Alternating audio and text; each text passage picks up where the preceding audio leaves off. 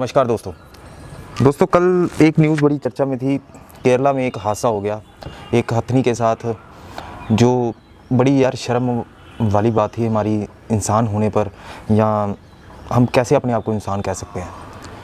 एक तरफ हम कहते हैं कि पढ़ाई के ऊपर ज़ोर होना चाहिए, वहाँ पर लिटरेसी रेट 94% के लगभग है, मतलब 100 में से 94 आदमी वहाँ पर पढ़े लिखे हैं। कसूर क्या था हथनी का? मन्नापुरम केरला, जो नॉर्थ केरला की तरफ है, एक छोटा सा फॉरेस्ट एरिया था, वहाँ से एक हथनी निकली और खाने के लिए, यार प्रेग्नेंट थी, उसको भूख लगी हुई थी, खाने निकली। नहीं भी खाने निकलती उसने अपना अरेंजमेंट कर लेना था, पर उसको एक भरोसा था कि यार इंसान के पास जाऊंगी तो कुछ ना कुछ वो खाने को देंगे। पर सालों कुत्तों ने, जो हुतिया आदमी होते हैं, उन्होंने एक काम किया, उसको अनानास में एक बम डाल के दे दिया। हथनी बेचारी वहीं पर ही वो बम फटा। हथनी बेचारी, उसने अपनी इंसानियत रखी, इंसानियत नहीं रखी, उसने अपना एक फ़र्ज़ निभाया। वो वहाँ पर हुड़दंग करने से अच्छा था उसने एक नदी में आके खड़ी हो गई और अपनी सूंड को पानी में डाल दिया। वहाँ पर खड़ी रही। वहाँ के जो फॉरेस्ट ऑफिसर थे मोहन कृष्णन, उन्होंने अपनी टीम को लेकर गए, वहाँ पर बाकी हाथी भी लेकर गए। जैसा कि आप वीडियो में देख ही रहे हो, एक बड़ा गमहीन माहौल बना हुआ था। सभी हाथियों में, आपको पता ही होगा कि हाथियों में इतनी अटैचमेंट होती है कि एक ही डेथ हो जाए तो बाकी उसको घेर के खड़ा हो जाते हैं, उसका शोक मनाते हैं। पर वही हिसाब वहीं पर देखने को मिला। हथनी ने बेचारी ने दम तोड़ दिया। नदी में खड़े खड़े ही उसने दम तोड़ दिया। आंसू निकल रहे थे, जितने भी आदमी थे वहाँ पर खड़े हुए, और जो हाथी थे वो भी आंसू से लथपथ थे। बाद में उसका पोस्टमार्टम हुआ। पोस्टमार्टम में वो प्रेग्नेंट भी निकली, मतलब दो हत्या उन हुतियों ने की। यार क्या हो रहा है ये? मतलब हम चाहते क्या हैं? उसने बेचारी ने क्या मांगा? अगर भूख लगी हुई थी आप उसको निकाल देते। अगर आप उसको संरक्षण नहीं दे सकते, खाना नहीं दे सकते, तो किसने बोला आपको? वो भी अगर अनपढ़ वाली स्टेट में होता। अब लोग कह रहे हैं वहाँ पर पढ़े लिखों में ये होता, मेरे मानने में पढ़े लिखे लोग ही ऐसा करते हैं। जो अनपढ़ होते हैं उनका एक ज़मीनी जुड़ाव शुरू होता है। ऐसा नहीं है कि अनपढ़ होना चाहिए, लेकिन मेरा मानना है कि वो 6% लोगों में से नहीं आते, वो 94% लोगों में से ही आते हैं जो पढ़े लिखे थे। उन्होंने बम दिया, उसको पटाखे दिए जो उसके मुंह में फटे, और ये जानबूझकर नहीं किया गया कोई स्टेप, ये कोई भी जानबूझ के नहीं किया गया। अभी तक उसकी गिरफ्तारी नहीं हुई उन लोगों की। अगर किसी नेता की बीवी का पर्स भी गुम हो जाता तो पूरी स्टेट की फोर्स लग जाती है उसको गिरफ़्तार करने में। आज सीएम ने बोला कि ये बहुत दर्दनाक था, हम इनको गिरफ़्तार करेंगे। अरे नेताजी, पहली बात है तो ऐसे हादसे होने नहीं चाहिए। कहाँ से आती है इन लोगों में हिम्मत?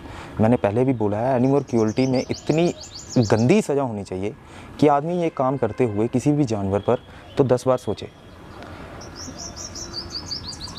इसको मैं, पता नहीं यार, आप भी मेरी फैमिली हो, मैं बयान ही नहीं कर सकता कि ऐसा हादसा कौन कर सकता है।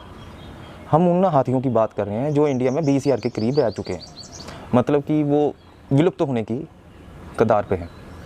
हाथी भी एक शायद सपना ही बन जाएगा आने वाले दिनों में। तो ये तो हमने दो जाने देख ली लेते हुए किसी को। कसूर, पेट में बच्चा था, भूख लगी होगी। यहाँ कसूर, उसने हम पर इतना विश्वास कर लिया कि उसने सोचा कि भाई मुझे खाने को कुछ देंगे। क्या था यार कसूर उसका? कुछ समझ नहीं आ रहा कि क्या नाम दें इसको। और कुछ ये भी नहीं समझ आ रहा कि हम लोग ऐसे काम करते क्यों हैं।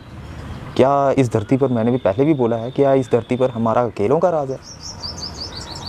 2020 जब से चढ़ा है, कहीं पर आप देख रहे हो साइक्लोन आ रहा है, कहीं पर आग लगी है, कहीं पर टिड्डों ने हमला कर दिया। क्यों हो रहा है ऐसा?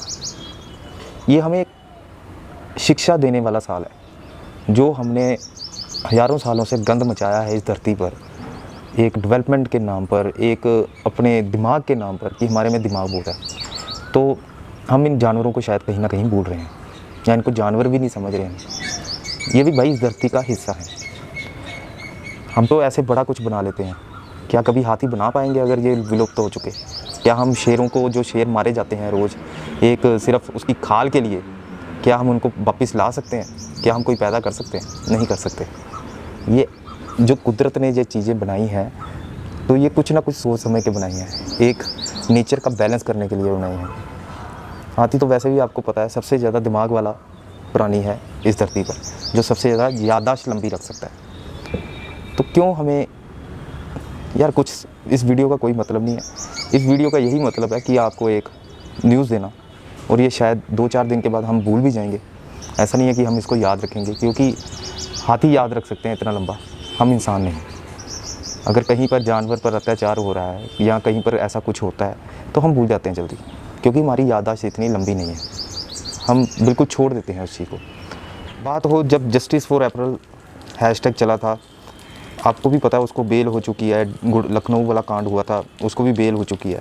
कारण यही है कि हम लोग कानून का एक गलत फ़ायदा उठाते हैं। मे भी वो भी अरेस्ट हों, जो केरला में कांड हुआ है, 1-2 दिन के अंदर उसको भी बेल मिल जाए। पर मेरा एक गवर्नमेंट से हाथ जोड़कर एक बहुत ही शर्म वाली ये घटना है, इसको प्लीज़ सीरियसली लें और एक ऐसी सज़ा दें उनको कि मज़ा आ जाए यार, कि देश का हर बंदा, जैसे आपको याद होगा ना कि एक रेप केस में हैदराबाद पुलिस ने क्या किया था, आई थिंक हैदराबाद पुलिस थी वो एक याद रहेगी। उसके बाद रेप की केसेस कम ही हुए होंगे, लोगों के मन में डर फैला होगा।